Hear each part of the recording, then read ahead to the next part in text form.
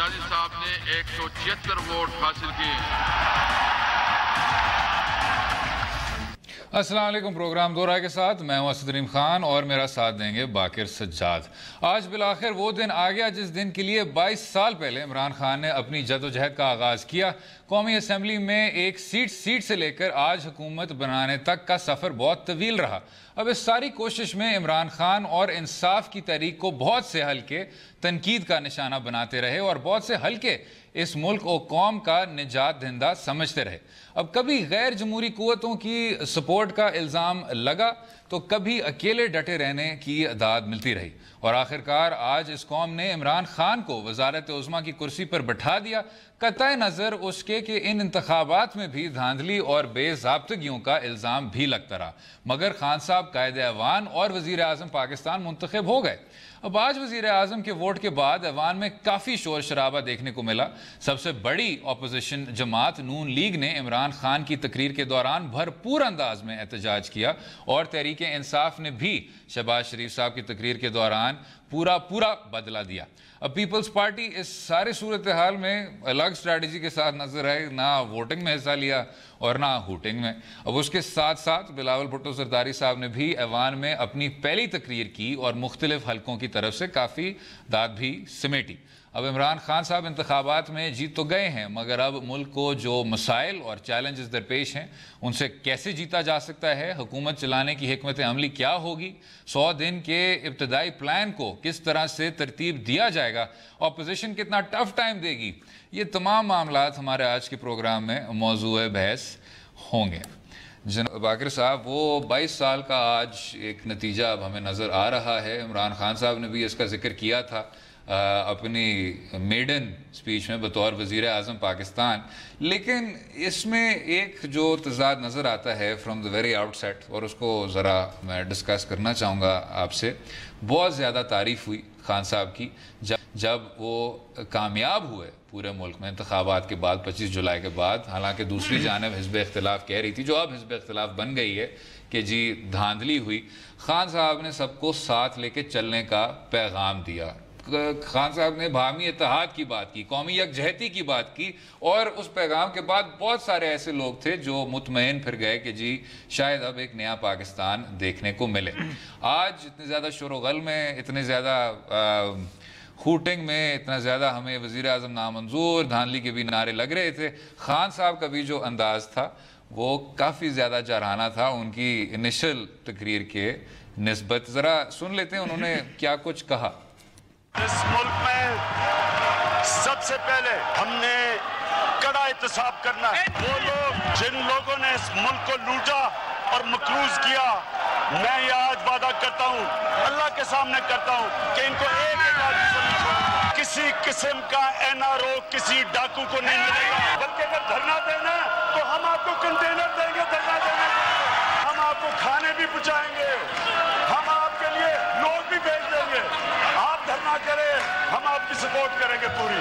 शर्त ये होगी, कंटेनर हम देंगे। हमने 4 महीने मैंने गुजारे, 4 महीने। मैं शहबाज शरीफ को कहता हूं कि आप और मौलाना फजल रहमान 1 महीना गुजार के हम मान देंगे।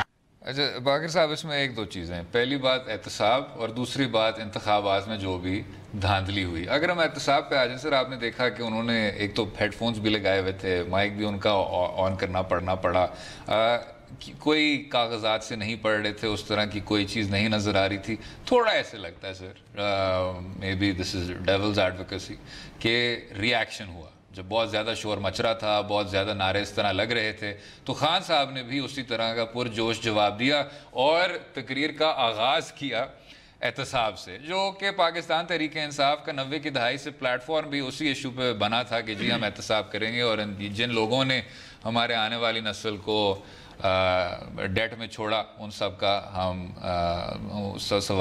सवाल करेंगे। दूसरी तरफ जनाब, एहतजाज की बात और इंतखाबात में धांधली की बात कि उन्होंने कहा कि जी मैंने तो 4 हल्के बार बार कहा था, मैंने 4 हल्के, उन्होंने बल्कि तो न्यूट्रल अंपायर की भी बात की थी। यानी बाकिर साहब, जब हम शायद मेडन तकरीर से हमारे जो तवक्कुआत होते हैं वो ये होते हैं कि आप अपने इब्तदाइया 100 दिन में क्या कुछ करेंगे, आपकी बसीरत क्या है, आपकी पॉलिसी क्या है। यानी वो तमाम चीज़ें, वो तमाम नुकात जो खान साहब हमें बयान कर चुके हैं अपनी इनिशियल तकरीर की 25 जुलाई के बाद जो उन्होंने तकरीर की थी। लेकिन आज जो अंदाज था वो बिल्कुल ऐसा ही था कि खान साहब खुद ऑपोजिशन कर रहे हैं, खुद कैंपेन कर रहे हैं। उस तरह का एजेंडा शायद नहीं सुनने को मिला। उसके बाद शाह महमूद कुरैशी साहब ने कुछ वजाहत भी की थी। आप क्या देखते हैं सर? जनाब, पहले तो यह है कि जैसे कि हम जिस वक्त की इलेक्शन के बाद इन्होंने ओथ टेकिंग किया, उस दिन भी हमने जिक्र किया ट्रांसमिशन में कि ये एक फ्रेश स्टार्ट का मौका होना चाहिए था कि जो पॉलिटिकल रेटरिक और पोलराइजेशन हमने इलेक्शन में या उससे पहले के प्रोसेस में देखी थी, अब वहाँ पर ख़त्म करके आइंदा 5 साल के लिए करें। तो ये इंतहाई, जिसे कहते हैं ना, शर्मिंदगी के साथ कहना पड़ता है कि जो जिस तरह से आज नई गवर्नमेंट का या नए कायदे ईवान का इंतखाब हुआ कि नए कायदे ईवान को अपने साथ अपने कोलीग्स को पीछे खड़ा करके और पूरे शोर के मतलब उसमें गूंज में उन्होंने अपनी जो इब्तदाई तकरीर की, आपने ठीक कहा कि वो मेरे ख्याल में ज़्यादा ओवर रिएक्टिव मोड में चले गए थे कि जैसे शाह महमूद कुरैशी साहब ने कहा कि तकरीर उनकी कुछ और थी और मैं उससे प्रीवी था सारी तकरीर से। उन्होंने एक ऑलिव ब्रांच ऑफ़र करनी थी, अपोजिशन को साथ लेके चलने की बात करनी थी और इस तरह की मतलब कंस्ट्रक्टिव एंगेजमेंट की जो सिलसिला था वो ऑफ़र करना था, अपने आप को अकाउंटेबिलिटी के लिए ऑफ़र करना था। यहाँ पे उन्होंने बात की अपोजिशन को या दूसरे लोगों को या पॉलिटिशियंस को इन जनरल सेंस बात की जाए अकाउंटेबल ठहराने की, तो वहाँ उन्होंने कहा था कि ओरिजिनल स्पीच में अपने आप को अकाउंटेबिलिटी के लिए पेश करना था। और वो जो उनका एक काफ़ी अरसे से है कि मैं एक प्राइम मिनिस्टर्स क्वेश्चन और शुरू करूँगा, इस तरह की चीज़ें करनी थी। यकीनन उनको उन्होंने क्या नाम है अपोजिशन ने उनको डिस्ट्रैक्ट कर दिया, उकसा दिया, उन्होंने एक्साइट कर दिया और उन्हें मजबूर किया कि वो इस पोजीशन में चले जाए। लेकिन जो उससे ज़्यादा अफसोसनाक बात है कि अगर उन्होंने इस लेवल पे नीचे जाके उनको मजबूर किया कि इस तरह की जाए, आपको आना नहीं चाहिए, नहीं, उनको इस लेवल पे नहीं जाना चाहिए था, क्योंकि ये अपोजिशन का काम था कि वो एजिटेट कर रहे थे। तो ठीक है, वो कर रहे थे, लेकिन आप उनको पॉजिटिवली रिस्पॉन्ड करते, जो लीडर ऑफ अपोजिशन है उनकी स्पीच आप स्मूथली होने देते, तो ये एक सारी दुनिया को मैसेज जाता कि जनाब आप एक वो जैसे कहते हैं कि उसे रिवेंज में नहीं है, आप उनसे बदला नहीं लेना चाहते। क्योंकि यहाँ तो एक किस्म का आपने बदला लिया ना, टिट फॉर टैट, कि उन्होंने आपकी तकरीर में शोर डाला, आपने उधर डाल दिया। तो ये मैच्योरिटी, ये स्टेट्समैनशिप उनको दिखानी चाहिए थी।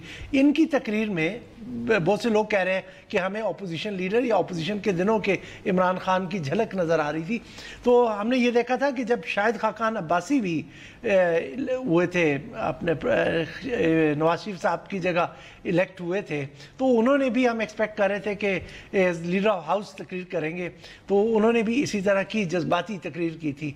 यहाँ पर लेकिन फ़र्क क्या है कि इमरान तकरीर लेके आए थे, तैयार करके लाए थे, लेकिन उन्हें शायद अपोजिशन ने मजबूर कर दिया कि वो उसी तरह से जाके उनको जवाब दे कि ठीक है, आप सड़क पे जाके धरना देना चाहते हैं करें, लेकिन मैं आपको श्योर करना चाहता हूँ कि मैं किसी ब्लैकमेल में नहीं आऊँगा। लेकिन अच्छी बात उसमें यह है कि उन्होंने एक दफ़ा फिर से उनको ऑफ़र किया है कि मैं हर तरह की इन्वेस्टिगेशन के लिए तैयार हूँ। अच्छा, इसमें साथ में जनाब एक अगर हम सिर्फ अंदाज की बात कर लें, जो आज का पार्लियामेंट हमें नज़र आया था, बेशक वो पाकिस्तान मुस्लिम लीग नवाज के लोग हों जो बार बार इस तरह के नारे लगा रहे थे, या जो दूसरी तरफ से इनको जवाब भी मिला था इस तरह का मुंह तोड़ जवाब चलें उसको कह दें, उसके बाद काउंटर बटल भी हुए थे।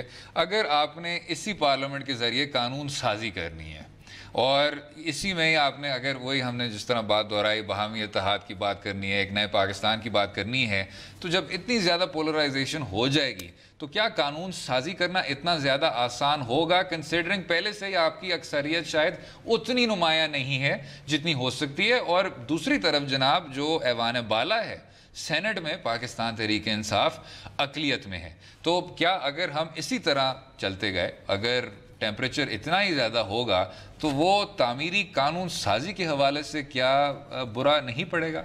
और दूसरी तरफ जनाब एहतसाब की बात भी अगर हम कर लें तो एहतसाब पे सर मियां नवाज शरीफ साहब तो अडियाला में बैठे हुए हैं, आसिफ जरदारी साहब पे अरेस्ट वारंट्स की बातें अब की जा रही हैं। तो जब खान साहब कहते हैं कि मैं एहतसाब करूंगा, और उनको बेशक करना चाहिए, इस मुल्क में बहुत बड़ा ये एक नासूर रहा है कि एहतसाब किसी का नहीं हुआ और कभी नहीं हुआ, कितनी देर तक और किस हद तक? जहाँ तक आपका ये आपका सवाल था कि लेजिस्लेशन कितना आसान रहेगी या कितनी मुश्किल होगी, एक जो मुझे पॉजिटिव जैसे सिल्वर लाइनिंग हम कहते हैं इस सेशन में नज़र आई वो बिलावल थे। बिलावल ने अपनी तकरीर में ऑफर किया उनको कि आप पॉजिटिवली एंगेज हमारे साथ करें और हम आपको सपोर्ट करेंगे, मतलब तमाम तर रंजिशों के बावजूद। और उन्होंने नहीं, उन्होंने आएंगे उनके ऊपर अगले सेगमेंट में, लेकिन उन्होंने एक ये जेस्चर ज़रूर दिया। उन्होंने ठीक है कि काफ़ी ज़्यादा उनको क्रिटिसाइज़ भी किया, उन्होंने जो एटीट्यूड पीछे रखा था उसको क्रिटिसाइज़ भी किया, लेकिन उन्होंने साथ साथ उनको ऑफर किया कि अगर आप पॉजिटिवली एंगेज करेंगे और लेजिस्लेशन करेंगे हम आपको सपोर्ट करेंगे। अगर पीपल्स पार्टी के साथ इनका वर्किंग रिलेशनशिप डेवलप हो जाता है और इसी तरह का जिस तरह का PMLN के साथ इस वक्त जो टेट फॉर टैट जो चल रहा है वो नहीं होता, तो मेरा ख्याल में इनके लिए कुछ ना कुछ अपॉर्चुनिटी बन जाएगी, क्योंकि पार्लियामेंट का बुनियादी मकसद लेजिस्लेट करना है और निज़ाम हुकूमत को इस तरह से राह मुतय्यन करनी है। तो इस वक्त जो है ये इनका ज़रूरी है कि इनका पार्टी के साथ वर्किंग रिलेशनशिप बने। MMA ने भी आज काफ़ी पॉजिटिव एटीट्यूड वहाँ पर दिखाया, जैसे शाह महमूद कुरैशी साहब ने अपनी स्पीच में एक्नॉलेज किया कि उन्होंने भी अपने जो है कि इसमें जो प्रोसीडिंग्स थी उनमें सीरियसली पार्टिसिपेट किया। सिर्फ PMLN आपको अकेली नजर आई क्योंकि उनका मकसद ये है कि अपने आप को रेलेवेंट रखें और जो नवाज शरीफ की थीम है तो उसको हम चलाएं। दूसरी बात यह है कि यहाँ पर जो शहबाज शरीफ साहब हैं उनको थोड़ा सा अपने आप को मोल्ड करना पड़ेगा। सर ये सिर्फ शहबाज साहब के ही नुक्ते पे ज़रा वक्फा लेते हैं, मैं ज़रा तफसील में आपकी राय लेना चाहूँगा अगले हिस्से में। तारीखी दिन था, अब मुस्तकबिल में क्या नजर आएगा उस पर भी बात करेंगे, रहिएगा हमारे साथ।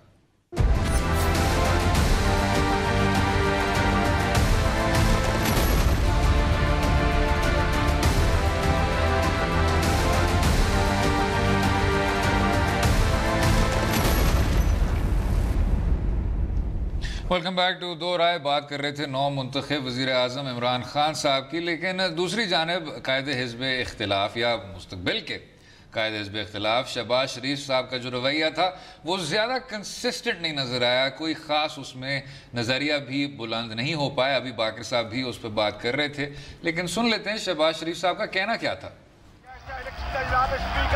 जहाँ पर पूरे पाकिस्तान में तारीख के सबसे ज्यादा वोट यानी 16 लाख वोट रिजेक्ट किए गए।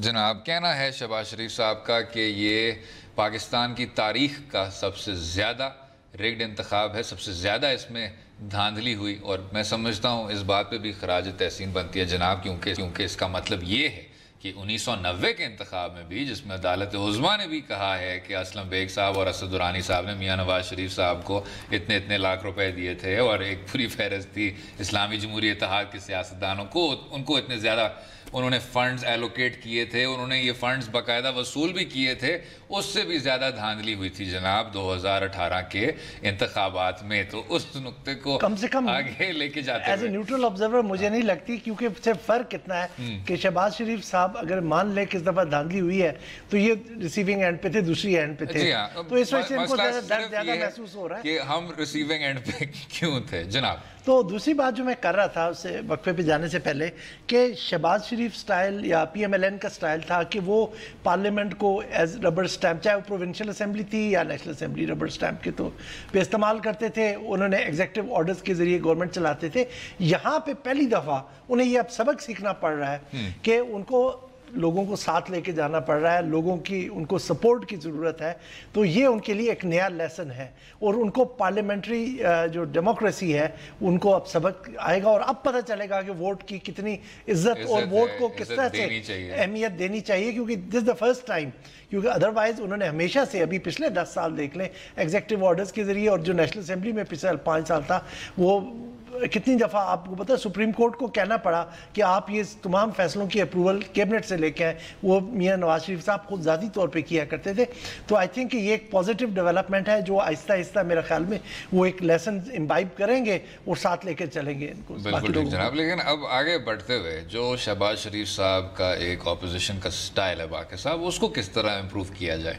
ये तो आपने बात की कि जी अब वोट को इज्जत देना होगा, इसको इम्प्रूव करना होगा, लेकिन मसला ये है कि नवाज लीग की जो अपनी रैंक एंड फाइल है वो काफ़ी ज़्यादा सर डिमोरलाइज हुई हुई है। अच्छा, या तो पाकिस्तान मुस्लिम लीग नवाज वो कुदरती और ऑर्गेनिक सियासी जमात होती जिसको इस्लामी जमहूरियत इत्तेहाद के फंड्स के टीके ना मिले होते, या जिलानी साहब ने उसकी इफ्तिताह ना की होती, या ज़िया साहब के नजरियाती पैरोकार ना होते। तो अगर वो तमाम चीज़ें ना होती, अगर ये एक ऑर्गेनिक और ग्रास रूट्स तहरीक होती तो शायद इस चीज़ को भी इंड्योर कर लेती। लेकिन पाकिस्तान मुस्लिम लीग नवाज को ज़्यादा आदत नहीं है मुखालफत करने का, ज़्यादा आदत नहीं है बाहर बैठने का, वो रेस्ट करते हैं। सर आपको पता है जब परवेज़ मुशर्रफ साहब का भी दौर था तो नवाज लीग रेस्ट कर रही थी। उनके जो बड़े बड़े लीडरान थे वो घर थे या वो बाहर थे, लंदन थे, दुबई थे। उनको अब क्या होगा? उनको अपने आप को पॉलिटिकली रिलेटिव रखने के लिए अब उन्हें करना है। अब ये चीज़ कि किस तरह से आप जाके एक लीडर ऑफ द हाउस की जाके स्पीच को ऑब्स्ट्रक्ट करें, ठीक है आपने एहतजाज किया, आपने उसके बाद कहा जाता है कि तमाम जो पार्लिमानी लीडर्स हैं उनकी मीटिंग हुई जब इन्होंने शुरू में एहतजाज शुरू किया था इलेक्शन के फौरन रिजल्ट अनाउंस होने के बाद, उसमें कमिट किया कि ठीक है जी वो स्पीच कर लें, फिर हम भी स्पीच कर लेंगे। आपने एक अपना पॉइंट रजिस्टर करवा लिया, आपने उसके बाद जाके इस चीज़ को आगे लेके जाना है। अगर आप यहाँ पर कह रहे हैं कि ये ऐसी धांधली हुई है कि जिसपे जीतने वाला भी रो रहा है और हारने वाला भी रो रहा है, तो भाई मैंने इसका मतलब है कि जो गवर्नमेंट जो इलेक्टेड है उसको भी रिजर्वेशन है, आपको भी है। इलेक्टेड गवर्नमेंट कह रही है कि हम इसको इन्वेस्टिगेट करने को तैयार हैं, आप भी कहते हैं कि अब हम चाहते हैं कि पार्लिमानी इस पे कमीशन बने, तो आप क्यों नहीं कोऑपरेट करते? आप एक चीज़ पे एग्री कर रहे हैं, आपको और चीज़ें बहुत मिलेंगी जब खान साहब गलतियां करेंगे और इनएविटेबली सब गवर्नमेंट्स करती हैं। ये नहीं कि खान साहब कोई सुपर हीरो है या वो बिल्कुल सब चीज़ें परफेक्शन के साथ करेंगे, बेशुमार चीज़ें होंगी वो गलत करेंगे, तो आपको वहाँ पर जाके पॉलिटिक्स करने की मौका मिलेगा। इससे कि नेगेटिव टैक्टिक्स को ज़्यादा मतलब सस्टेन या लॉन्ग लिव्ड नहीं होते कि आप इनके ऊपर ही जाके प्ले करें। ये ठीक है आपने अपना पॉइंट रजिस्टर करवा दिया, आपके पॉइंट को बिलावल ने भी रेज किया अपनी स्पीच में, एमएमए वालों ने भी रेज किया, दूसरे लोग भी हैं, एमक्यूएम ने भी रेज किया, लेकिन एक शाइस्ता तरीके से और एक जिसे कहते हैं ना मुदब्बिराना तरीके से। लेकिन आपने तो बिल्कुल एक तरह का हंगामा खड़ा कर दिया और उससे बढ़ के फिर दोबारा से मैं इसलिए कि मैं इसका बड़ा स्ट्रांगली फील करता हूँ कि गवर्नमेंट को उससे रिएक्ट नहीं करना चाहिए था। ठीक है उनकी स्पीच होने देते, लोग उनको भी सुन लेते, बात वही कर रहे थे जो खान साहब भी कर रहे थे कि ठीक है अगर आपको रिजर्वेशन है इन्वेस्टिगेट कर लेते हैं, लेकिन मैं आपकी ब्लैकमेल में नहीं आऊँगा। चलो जनाब, अब ब्लैकमेल से आगे बढ़ते हुए एक तरफ जो सियासी मारधाड़ जो चलता रहेगा जनाब, लेकिन दूसरी तरफ दरपेश बहरान। अब हम बहुत देर से कह सकते हैं कि जी ये इस वज़ीर ख़जाना का कसूर था, ये इस वज़ीर ख़जाना का कसूर था, ये काबीना का कसूर था, लेकिन अब जो वे फॉरवर्ड है, जो लाहे अमल है, वो मेरे ख्याल से अब अव्वलीन तरजीह रखती है। लेकिन क्योंकि खान साहब का खुद जो एड्रेस था वो जिस तरह आपने कहा इतना जारहाना था और रिएक्शनरी था, हम कोई डे प्लान उससे पीस टुगेदर नहीं कर पाए। दे तो चुके कैंपेन में जनाब, कितनी दफा आप सुनना चाहते हैं, टोन सेट करने की बात होती है ना। आप 22 साल के नतीजे में आप भी वज़ीर आज़म बने हैं तो आपको भी थोड़ा सा तो टोन सेट करना है, थोड़ा सा तो लोगों को बताना है कि हम करेंगे क्या। चले, उम्मीद है कि कल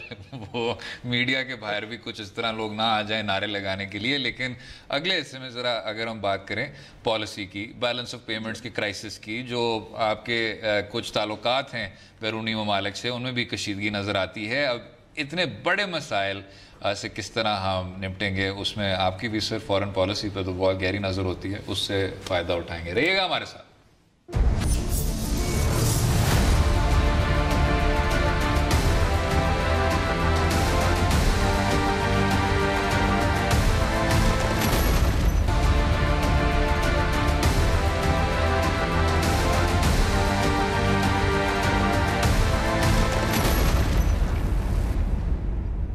वेलकम बैक टू दो राय। अब बात कर रहे थे आज के तारीखी दिन की। इमरान खान साहब वज़ीर आज़म मुंतखब हो गए हैं। बाकी साहब, इससे पहले कि हम पॉलिसी की बात करें, आपकी इजाज़त के साथ तीसरी सियासी जमात, और बड़े अफसोस से मैं तीसरी सियासी जमात कहता हूँ क्योंकि पाकिस्तान पीपल्स पार्टी पाकिस्तान की नेशनल पार्टी थी, शायद वाहिद नेशनल पार्टी थी जो अब शायद सिर्फ सिंध तक महदूद रह गई है। ज़रा सुन लेते हैं बिलावल भुट्टो जरदारी साहब की मेडन तकरीर पार्लियामेंट में, उसमें उन्होंने क्या कहा।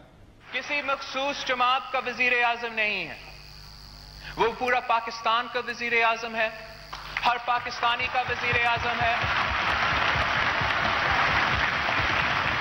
He is also the Prime Minister of those Pakistanis he called Zinda Lashe. He is also the Prime Minister of those Pakistanis he called donkeys. He is also the Prime Minister of those Pakistanis he referred to as goats and sheep.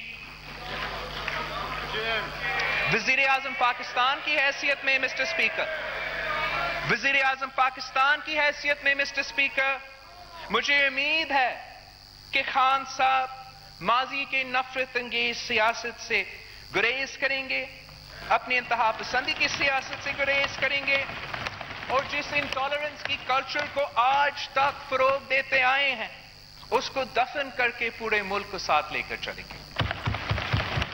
जनाब, मैं ज़रा एक अगर बात कर लूँ, बिलावल भुट्टो जरदारी साहब की इस बात पे बिल्कुल तारीफ़ बनती है कि जहाँ शहबाज शरीफ साहब और इमरान खान साहब ने बात नहीं की, उन्होंने रईसानी साहब की शहादत की, बिलोर साहब की शहादत की, जो मस्तुंग में इतना अफसोसनाक वाक़या बल्कि सानेहा देखने को मिला, और इंतखाबात के दिन 25 जुलाई के दिन जो शहादतें हुई थी क्वेटा में, बल्कि मुल्क भर, उस सब पे उन्होंने अफसोस का इजहार किया था। That is nothing short of statesmanship मेरे मुताबिक सर। शायद ये coming from someone who is making his debut, उसके लिए बहुत important it was statesmanship sir, it was very very significant considering Shahbaz शरीफ साहब की तकरीर कितनी जारहाना थी, खान साहब की तकरीर कितनी जारहाना थी, लेकिन जितने बेबाक भुट्टो साहब हैं, अफसोस ये होता है कि उतने ही बेदर्द आसिफ अली जरदारी साहब हैं। तो जितनी देर ये गुड कॉप बैड कॉप का प्ले हम देखते रहेंगे कि बिलावल भुट्टो जरदारी साहब सारी अच्छी अच्छी बातें करते हैं और उसके पीछे आसिफ अली जरदारी साहब वही चीज़ें कर रहे हैं जो 90 की दहाई से चलती आ रही हैं, पाकिस्तान पीपल्स पार्टी का जो बयानिया है वो उतना ही सेल्फ कॉन्ट्रडिक्टरी होगा, उसमें उतने ही तजाद होंगे जिस तरह पाकिस्तान मुस्लिम लीग नवाज के दोनों भाइयों के बीच था। नहीं, यहाँ पर हम देखते हैं कि बिल्कुल यकीनन वहाँ पे कंट्रडिक्शन हमें नज़र आती है कि वो और तरह की पॉलिटिक्स करते हैं। बिलावल लाइक जो अच्छे पॉलिटिशियन के तौर पे एक नई जिसे कहते हैं एक ब्रीज के तौर पे पॉलिटिक्स में उसकी तरह उनकी पार्टी उनको पिच कर रही है, लेकिन हमें ये देखना है कि ये बिलावल अपने आप को पार्टी लीडर के तौर पे कब असर्ट करेंगे या उनके वालिद उनको कब इजाज़त देंगे कि भाई आप आगे आ जाएं और लीड करें, और उनसे लोगों को बहुत ज्यादा उम्मीदें वाबस्ता हैं। मैं तो कहता हूं बाकर साहब वो असर्ट बेशक अपने आप को करें भी ना, लेकिन अगर सियासी जमात की कारकर्दगी में कुछ ना कुछ तब्दीली आ जाए, फिलहाल सर वो जरदारी लीग बन गई है, चाहे आप कुछ भी कहें। नहीं, मैं तो आपसे बिल्कुल मुत्तफिक हूँ इस बात पे, लेकिन मुझे उस नौजवान को ये क्रेडिट देना है कि जिस तरह से वो उसके आइडियाज़ हैं, जिस तरह से उसने अपने आप को आज प्रेजेंट किया है, वो बहुत डिफरेंट है। हमारे जो ट्रेडिशनल पॉलिटिशियंस थे, बहुत अच्छी स्पीच की, लेकिन इस वक्त जो हमें ये देखना है कि पीपल्स पार्टी की ड्राइविंग सीट पे उनके वालिद साहब बैठे हैं जो कि हर तरह से टेंटेड हैं, उनके ऊपर हर तरह से उनकी फुफो भी इसी तरह से, मतलब उनके ऊपर भी इल्ज़ामात हैं जिससे उनके वालिद साहब पे। अगर उन्होंने इस चीज़ से ब्रेक करना है और पीपल्स पार्टी को रिवाइव करना है तो पूरी कौम की, जिस इस वक्त जो लोग नई एक क़यादत की तरफ देख रहे हैं और जो इस वक्त जो मेन प्लेयर्स की इस तरह की पोलराइजेशन से तंग आ चुके हैं या उनकी नेगेटिव पॉलिटिक्स से, वो अभी इस नौजवान पे उम्मीदें लगाई हुई हैं, लेकिन वो इस चीज़ पे मुनहसर हैं कि ये अपने आप को इंडिपेंडेंटली पार्टी रन कर पाते हैं या नहीं, या इनके वालिद इनको करने देते हैं कि नहीं। जब तक इनको इंडिपेंडेंटली इजाज़त करने सियासत करने की इजाज़त नहीं मिलती, हमें कोई चेंज नज़र नहीं आएगी। लेकिन शायद ये भी एक बहुत बड़ा काम है किसी से इस तरह के तवक्कुआत भी हों कि एक तरफ आप थर्ड जनरेशन डायनास्टिक ख़ानदानी सक्सेशन भी चाहते हैं, लेकिन दूसरी तरफ आप ये भी चाहते हैं कि वो जो थर्ड जनरेशन है वो अपने आप को असर्ट भी करे। इस तरह मोनार्कीज जो है बाकर साहब वो इस तरह चल नहीं पाती, चल सकती नहीं है, वरना फिर वो जो ब्लड लाइन, अगर आप उसको, वो आपकी बात ठीक है कि हम उसको एक डायनेस्टिक पॉलिटिक्स, एक हमारा एक साउथ एशिया का, पूरे साउथ एशिया का, चाहे इंडिया में देखें, बांग्लादेश में देखें या श्रीलंका में देखें, ये एक इशू है कि हमारे यहाँ पर है। लेकिन अगर हम इस वक्त सिर्फ बिलावल भुट्टो साहब की बात कर रहे हैं तो फिर हमें देखना है कि ये एक हमारे लिए एक सिल्वर लाइनिंग है जो हमारा पॉलिटिकल स्पेक्ट्रम है। अच्छा, आगे बढ़ते हुए बाकिर साहब, जो दरपेश बहरान है, एक बैलेंस ऑफ पेमेंट्स की क्राइसिस है जनाब। आपके जो एक्सपोर्ट्स हैं वो तो बिल्कुल ही श्रिंक करते जा रहे हैं, सर्कुलर डेट जो है वो भी आसमान से बातें कर रहा है। इमरान खान साहब जिन्होंने कहा था कि हम कशकोल तोड़ेंगे, हम इस तरह नहीं कुछ कर सकते, वो भी शायद मजबूर हों कि वापस IMF के पास जाएं। और 2008 की हुकूमत का भी यही तजर्बा था। 2013 की हुकूमत जब आई तो उनको भी यही कुछ करना पड़ा, जो डे 1 पे आपको वापस IMF के पास जाना होता है। इकोनॉमिस्ट जनाब जो मुझसे कई ज़्यादा आप जानते हैं इस मौजू पे, उनका तो यही कहना है कि जी जब तक आप डोमेस्टिक ग्रोथ पे तरजीह नहीं देंगे, जब तक आप इसी तरह फोकस करते रहेंगे इंपोर्ट्स पे, फॉरेन बेल आउट्स पे, हैंड आउट्स पे, तो इसी तरह मुल्क आपका चलता रहेगा। आपको अपनी एक इंडस्ट्रियल पॉलिसी चाहिए, आपको कॉम्प्रहेंसिव डोमेस्टिक ग्रोथ ड्रिवन आपको एक पॉलिसी चाहिए जिससे आपकी मईशत आगे बढ़ सके और जिसमें आपका जो इतना अनटैप्ड ह्यूमन पोटेंशियल है वो सही तरह यूटिलाइज हो सके। यहाँ पर दो तीन चीज़ें हैं कि एक तो यह है कि आपको पूरी एक इकोनॉमिक स्ट्रेटजी चाहिए जिसमें आपके जो स्ट्रक्चरल इश्यूज हैं जो ओवर द पास्ट डेकेड और सो, जो हम डेमोक्रेसी कहते हैं, उससे पहले के भी मसाइल चल रहे हैं, तो वो एक्यूमुलेट हुए हैं, तो उनको आप एड्रेस करें। क्योंकि ये ओवरनाइट आज रात को आके जब इन्होंने आज कल सुबह हलफ उठाएंगे तो ये यकदम से आपने जिन लोगों के कर्जे देने हैं वो ख़त्म नहीं हो जाएंगे। आपने वो एक इनहेरिट किया। अब उस बैलेंस ऑफ पेमेंट यानी आपने बाहर की दुनिया के जो पैसे देने हैं और जो आपके पास रिसोर्सेज हैं जो आप अपने एक्सपोर्ट से कमाते हैं, उनके दरमियान एक गैप है और वो गैप बढ़ता जा रहा है क्योंकि आपकी इम्पोर्ट्स ज़्यादा बढ़ती जा रही हैं। तो यहाँ पर इन्हें एक स्ट्रेटजी वर्कआउट करनी पड़ेगी जिसके बाद ही जाके ये हो सकेगा। लेकिन IMF के लोन जहाँ पे इनको बैलेंस ऑफ पेमेंट को एड्रेस करने का मौका मिलेगा, ये एक सिग्नल होता है बाकी लेंडर्स की तरफ भी और जो बाकी दुनिया भी है कि IMF आप में कॉन्फिडेंस शो कर रही है तो वो भी आगे आके कंट्रीब्यूट करते हैं। तो इसकी सिंबॉलिक वैल्यू भी है इसमें। चलें जनाब, इसी अलामती हैसियत पर बात करेंगे कि क्या इसको एक तामीरी कार्रवाई में तब्दील कर पाएगी पाकिस्तान तहरीक इंसाफ की इकोनॉमिक टीम। और साथ में कुछ टीजिंग इश्यूज हैं, वज़ीर आज़म जो हैं, जो नामुंतखब हैं, वो कहाँ रहेंगे, क्या उनकी रहायश होगी, रहेगा हमारे साथ।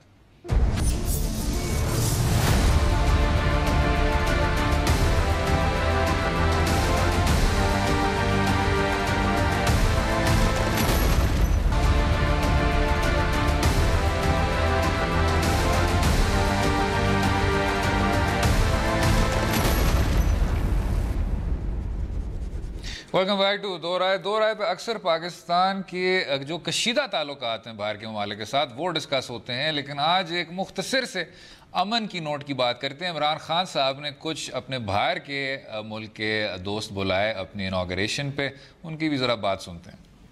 प्यार अमन ते खुशहाली दा, प्यार अमन ते खुशहाली दा रूप बन के मेरा यार दिलदार इमरान खान जी जोड़न वाले स्पोर्ट्समैन, जोड़न वाले कलाकार, ये ते पुल बनाउंदे है, फासले मिटाउंदे है, अमन अमान दे प्रतीक ने। मैं यहाँ मोहब्बत का पैगाम लेके आया हूँ साहब, उनके बुलावे पे आया हूँ।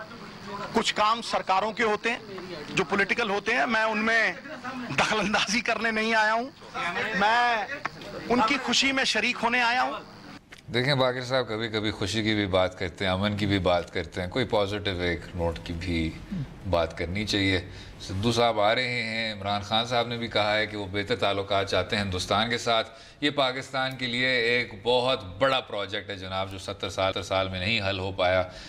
उम्मीद कर सकते हैं कि हो जाए, लेकिन आप मुझसे बहुत बेहतर जानते हैं। नहीं जनाब, नहीं, जब तक आपका जो कोर इशू है वो एड्रेस नहीं होता, आप किसी तरह की बेहतरी की उम्मीद ना रखें। अब हमने बहुत से मॉडल्स देख लिए, बहुत सी आपने इंडिविजुअल लेवल पे जो लीडरशिप की आउटरीच देख ली, वो एक ज़ाती हैसियत तक रह जाते हैं। जब तक ये बुनियादी मसला हल नहीं होता तो मेरा ख्याल में हम आगे नहीं बढ़ सकते। चलें जनाब, आगे बढ़ते हैं बाकिर साहब। अब ये भी आपको पता है ज़िमनी हुकूमतों के वज़ीर हैं इंडियन नेशनल कांग्रेस पार्टी से पंजाब सूबे की। लिखा से आपने हमारे पंजाब सूबे की एक अपकमिंग तकर्री की बात करनी थी आखिरी हिस्से में। वो बात इस तरह से है कि जो इमरान खान साहब ने अभी डेजिग्नेट किए हैं या नॉमिनेट किए हैं चीफ मिनिस्टर पंजाब के लिए उस्मान बुज़दार साहब, तो मैं इमरान खान साहब का वो वीडियो क्लिप देख रहा था। एक इमरान साहब की मुझे पता नहीं चॉइसेस क्यों अनइंस्पायरिंग लग रही हैं, और मैं काफ़ी हद तक ठीक भी साबित हो रहा हूँ कि अभी आपने स्पीकर के बारे में मैंने इसी प्रोग्राम में हमने एक चंद दिन पहले कहा था, फर्स्ट डे था जिससे कि पैथेटिक परफॉर्मेंस, 5 साल रहे हैं स्पीकर। अब जब उन्होंने चीफ मिनिस्टर पंजाब अनाउंस किया है, बहुत बड़ा सूबा है, बहुत ज़्यादा मसाइल है, एक शख्स को लाया और टोटल उसका क्रेडिट ये बता रहे हैं कि एक बैकवर्ड इलाके से है और उसके अपने घर में भी बिजली नहीं है, जबकि वो खुद भी बड़ी गाड़ियां चलाता है लेकिन उसके घर में बिजली नहीं है। लेकिन अब आप ये मुझे बताएं कि ये आप उसकी क्वालिटीज़ गिनवा रहे हैं या उसकी खामियां बता रहे हैं। वो मेरे ख्याल में तहसील नाजिम या डिस्ट्रिक्ट नाजिम मुशर्रफ दौर में रह चुके हैं। अगर वो अपने इलाके की महरूमियाँ बतौर ज़िला या तहसील नाजिम जो भी रहे, I am not clear right now, वो नाजिम बारल थे, तो वो उस वक्त नहीं दूर कर सके। मैं बाकिर साहब आपकी नहीं बाकिर साहब मैं आपकी सारी चीजों से मुत्तफिक हूं, लेकिन आप सुबह वो कहां संभाल सकेंगे? अग्रीड। आप बस मुझे ये बता दें कि जो पुश दर पुश जो खानदान वजीर आला बनते जा रहे हैं, बेशक सिंध सूबे में, बेशक बलोचिस्तान सूबे में, बेशक पंजाब में, एक तरफ चाहे खोसा साहिबान हो, एक तरफ शरीफ साहिबान हो, दूसरी तरफ मुराद अली शाह साहब जो खुद एक साबिक वजीर आला के साहिबजादे हैं, उनसे पहले कायम अली शाह साहब थे जो पहली बार वजीर आला बने थे 1988 में। जनाब 1988 में आपका मीडियन वोटर पैदा नहीं हुआ था। तो ये तमाम चीज सामने रखते हुए क्या जो जनरेशनल वजीर आला हैं उनकी कारकर्दगी से आप मुतमईन हैं? असद ये जनरेशन की बात मैं नहीं कर रहा, मैं चाह रहा हूं कि आप कोई एक्सपीरियंस हैंड लाएं। अच्छा। अभी आप जब एक वीक वज़ीर आला लेके आ रहे हैं, कमज़ोर होगा अपनी मतलब उसके एक्सपीरियंस नहीं होगा, तो इसका मतलब है कि उसको बाहर से कोई रन करेगा, उसको बाहर से रिमोट कंट्रोल किया जाएगा, वो आपको डिलीवर नहीं कर सकेगा। और सेकेंडली जहाँ तक आपने डायनेस्टिक बात की, तो आप ओवरऑल देखें कि ये भी उस तरह के फ्यूडल स्ट्रक्चर से आ रहे हैं, इनके नाम के साथ भी सरदार लगता है। तो इसका मतलब है कि जहाँ पे वो डिस्ट्रिक्ट नाजिम या तहसील नाजिम के तौर पर उन्होंने अपने इलाके की महरूमियाँ नहीं एड्रेस की, वहाँ पर उन्होंने वहाँ के ट्राइबल स्ट्रक्चर को परपेचुएट किया और वहाँ के गरीब लोगों को डिप्रीवेशन से बाहर नहीं लेके। अब मुझे बताएं कि पूरा पंजाब उनसे कैसे तवक्कुआत रख सकता है? वो नया पंजाब जो हम देख रहे हैं, अगरचे ये कुदरती तौर पर ये टर्म हमारे प्रोग्राम तक ही रह गई है, नया पंजाब, ये किसी और ने अडॉप्ट नहीं की, यहाँ तक कि पीटीआई ने भी नहीं अडॉप्ट की। लेकिन वो किस्सा से नया पंजाब डिलीवर होगा? एक सिर्फ ये कि एक पसमानदा इलाके से एक आदमी को ला के उसका हेड बना देना, जिसके पास जब तक हमें उनके विजन का ना पता हो, हम मेरा ख्याल में हम उनसे उम्मीदें नहीं। मैं सिर्फ इस हद तक कहूँगा बाकिर साहब के ये आपकी बात बिल्कुल दुरुस्त है, लेकिन न्यू फेसेस सर, वही जो बात असद कैसर साहब और महमूद खान साहब के मुतालिक कही थी कि आप उनकी कारकर्दगी देख लें। ये हमारी लेबोरेटरी तो नहीं है ना, ये लेबोरेटरी तो नहीं है। 71 ईयर ओल्ड कंट्री है, 210 जनाब जिन लोगों का इतना ज्यादा, जिन लोगों का नस्ल दर नस्ल बेतहाशा तजर्बा था, उन्होंने जो मुल्क के साथ किया वो भी आपके सामने है। जो रियासत है वो एक हॉबी प्रोजेक्ट नहीं है। एक गलती का आप जवाब बना के दूसरी गलती करेंगे? नहीं, बिल्कुल आप गलती ना करें, लेकिन आप कुछ महीने तो होने दें ताकि हम ये देख लें कि गलती उन्होंने क्या की। इसके अलावा कि जी उनके घर में बिजली नहीं आती और वो गाड़ियां चलाते हैं, वो भुगता है, अभी ये भी भुगतेंगे Punjab. Let's see, time will tell. उम्मीद मैं करता हूं कि बाकिर साहब वैसे अक्सर दुरुस्त ही निकलते हैं शो के जरिए, लेकिन खैर उम्मीद ये भी है कि आपको आज का प्रोग्राम पसंद आया होगा। मुझे और बाकिर साहब को अपनी राय से आगाह कीजिए ट्विटर और फेसबुक के लिंक्स के जरिए, और इजाजत दें। खुदा हाफिज।